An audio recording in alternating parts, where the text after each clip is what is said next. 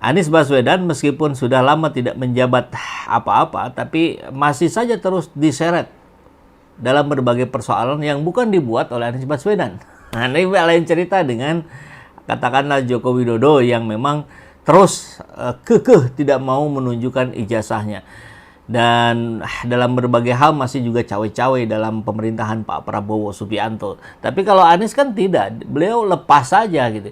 Tapi kok kenapa masih diseret-seret urusan A, B, C, D, E, F, dan seterusnya? Ya barangkali jawabannya mudah saja, karena Anies masih punya elektabilitas, karena Anies masih punya popularitas yang sangat tinggi. Sehingga dengan mencantolkan nama Anies, dengan memention nama Anies, maka akan lebih exposure-nya lebih terbuka gitu. Bisa mendapatkan panggung di jagat media sosial, minimal begitu. Karena kalau sudah naik di media sosial, ya media mainstream pasti ngikut. Kan hari ini polanya begitu. Anies Baswedan dan Amran Sulaiman dipertimbangkan masuk bursa Caketum P3. Oke. P3 dinilai memerlukan perubahan signifikan untuk kembali merebut hati rakyat dan memastikan eksistensinya di kancah politik nasional. Karena sekarang nggak lolos ya. Sosok Menteri Pertanian Amran Sulaiman dan mantan Gubernur DKI Jakarta Anies Baswedan sebagai figur eksternal dinilai potensial untuk memimpin partai berlambang Ka'bah. Nama Caketum P3 dari eksternal yang sering menjadi perbincangan positif oleh kader P3 Jakarta adalah Amran Sulaiman dan Anies Baswedan.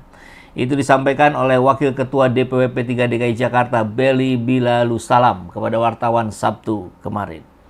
Menurut Belly, sosok Ketua Umum P3 mendatang harus mampu memberikan efek kejut positif di mata masyarakat Indonesia. Wah, kalau Anies pasti ya.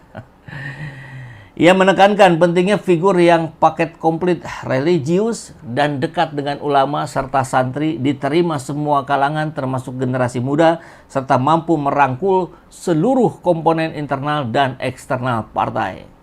Dan tentu saja harus kuat plus loyal secara finansial untuk mendukung program-program perjuangan yang bermanfaat di tengah-tengah masyarakat. Senada dengan Belly, Wakil Ketua DPW P3 DKI Jakarta lainnya Haji Ikhwan Jayadi menegaskan bahwa perubahan di tubuh P3 merupakan sebuah keniscayaan. Ya, jadi tagline yang paling dibutuhkan oleh P3 adalah perubahan. Dan berangkatnya dimulai dari perubahan pada sosok Ketua Umum P3 mendatang. Ya, ini menarik ya, kalau P3 ini bicara sudah eksternal-eksternal. Kalau beberapa atau kebanyakan partai lain kan memang ya kader. Walaupun ada beberapa pimpinan partai yang tidak tergoyahkan sejak berdiri sampai sekarang. Ini yang harus menjadi kajian bersama kita sebagai Indonesia sebagai yang memilih demokrasi, ya. Karena demokrasi itu yang terdepan adalah partai politik. Tapi kalau partai politik di dalam tubuh partai politiknya saja sudah tidak demokratis, kemudian apa yang bisa diharapkan dalam pemerintahan yang demokratis? Kan kurang lebih begitu diskusi para pengamat dan ahli itu. Nah, sementara itu pengurus DPW P3 Jakarta Deddy Kurniawan menilai saat ini bukan waktunya lagi untuk berdebat tentang kegagalan P3 yang gagal lolos ke Senayan, ke parlemen, karena tak mencapai ambang batas. Fokus ke depan adalah mencari pemimpin figur yang kuat untuk mendukung amunisi untuk 2029. Nah, muncullah nama Anies Rashid Baswedan. Fenomena yang menarik ketika Anies lagi-lagi muncul dalam berbagai persoalan pihak lain. Begitulah kurang lebih. Ya, bagi P3 sendiri saya kira ini hal yang sangat menguntungkan kalau Anies yang memimpin P3. Tapi apakah Anies sendiri tidak akan kesempitan bajunya menggunakan P3 atau malah terkekang? Kan itu juga yang menjadi diskusi banyak masyarakat kita hari ini. Daya tarik Anies Baswedan sebagai figur politik memang ya sudah tidak terbantahkan lagi. Dalam lanskap politik ya sudah membangun citranya sebagai pemimpin yang intelektual, orator ulung, politisi lintas partai. Maka ketika masuk ke dalam partai yang mohon maaf kalau sekarang ya dikatakan partai kecil karena tidak lolos ke parlemen, apakah justru itu tidak akan membatasi ya, karakteristik seorang Anies Baswedan yang bahkan sudah berhasil dan bertahan dalam arena politik yang begitu kompetitif yang kemarin terjadi? Mungkin iya, yang mempermasalahkan ijazah Jokowi itu mendukung Anies, tapi bukan karena sakit hati, itu karena nurani. Oke. Jangan beri kesempatan. Oke. Kalau indikator Burhanuddin tak sebut nama Pak Anies, mungkin bayaran dari oligarki bisa lebih sedikit, bahkan zong. Nah, itu dia gitu. Itu yang menarik. Setelah ini kita akan coba saksikan apa yang disampaikan oleh Burhanuddin Muhtadi. Tapi pada sosok Aniesnya dulu sebagai yang difigurkan dicalonkan menjadi ketua umum P3 ini berat saya kira ya. Dalam pandangan berbagai sudut pandang yang bisa kita lihat mengenai sosok seorang Anies Rashid Baswedan, ini agak sulit.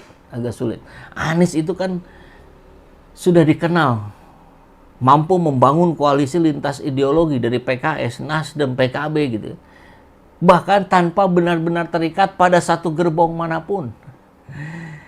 Ya, diminta. Bahkan menarik kalau justru hari ini kita melihat kalau dikatakan Anies diharapkan memimpin P3, kemungkinan besarnya sih tidak.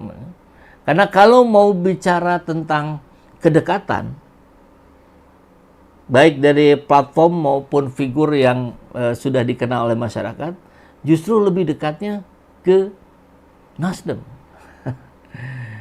Iya kan? Apa simbolnya? Simbolnya pakaian yang dipakai Anies. Selalu menggunakan baju biru resisten katanya ya, biru perlawanan. Itu sama persis dengan birunya Nasdem. Itu kebetulan saja. Mungkin saja kebetulan, mungkin juga tidak gitu ya.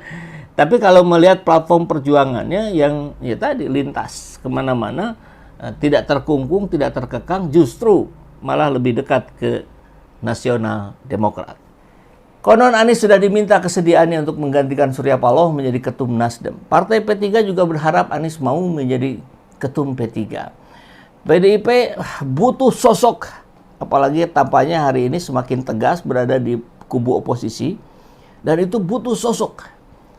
Apalagi setelah Jokowi dipecat. Siapa lagi sosoknya yang masih segar bugar dan berdampak itu.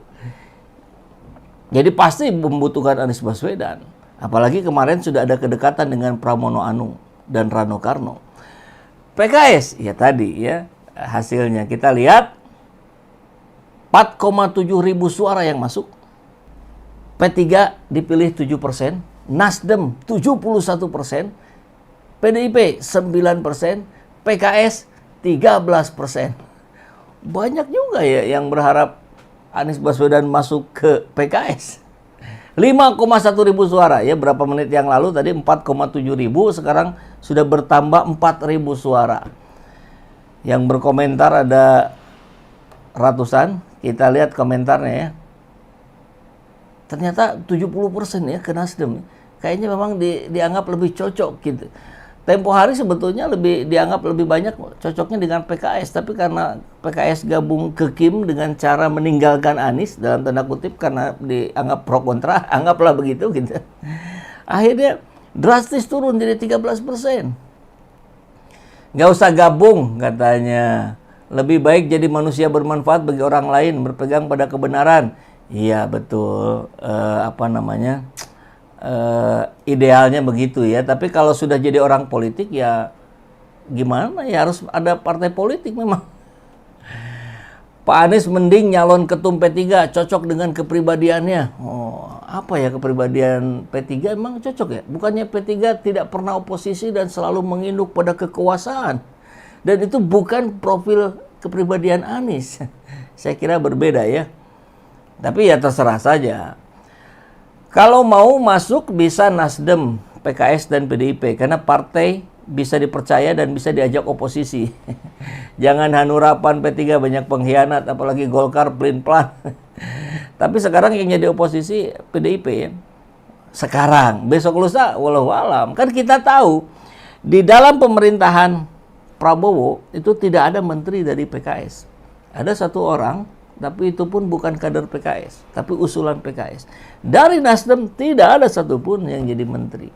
Jadi kalau kita bicara potensi oposisi, ya Nasdem ada jelas, PKS masih ada.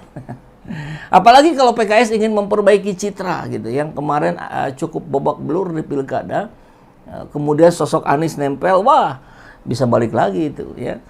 Kebesaran hati Anies Baswedan kan sudah teruji dengan dia tetap mendukung Saihu Ilham di Jawa Barat, ya, pilihan dari PKS.